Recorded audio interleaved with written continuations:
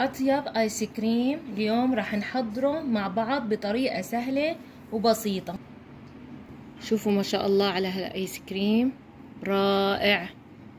عندي 60 جرام من الكريمة الشانتيه المحلاة، ربع ملعقة صغيرة من الكاكاو الخام، نصف كوب من الحليب المثلج. بضيفه على دفعات فوق الكريمة وبخفق على سرعة عالية.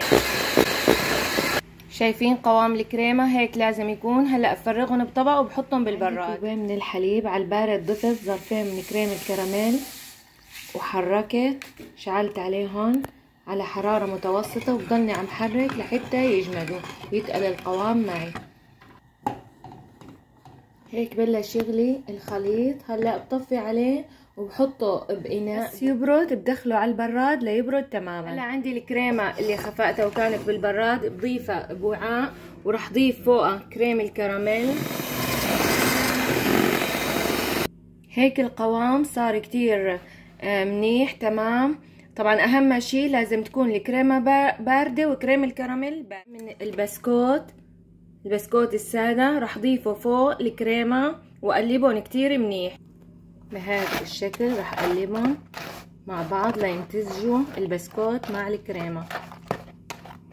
هلا هي اختياري، اي نوع من الفواكه فيكن تضيفوه كمان فوق الكريمة وتخلطوهم مع بعض. مزجت قطع المانجو. هلا عندي هون علبة، اي علبة بلاستيك عندك، ممكن قالب لو عندك، بتبطنيه هيك بورق نايلون بهذا الشكل وبتضيفي المزيج بوسط العلبة.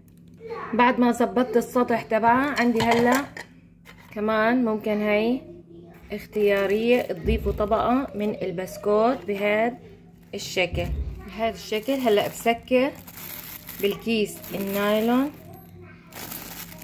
كتير منيح عليها وبغطيها بالغطا تبعها وبحطها بالفريزر من 4 ل 6 ساعات او ليلة كاملة يفضل. ما شاء الله الايس كريم بكل سهولة شلته من العلبة. هلا بفكه من الكيس النايلون. شوفوا ما شاء الله قالب الايس كريم. هلا بزينه بالفواكه المحببة عندكم. عندي صوص الشوكولا،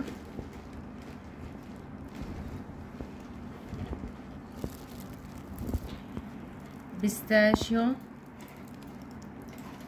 بقالب ايس كريم صار جاهز معنا.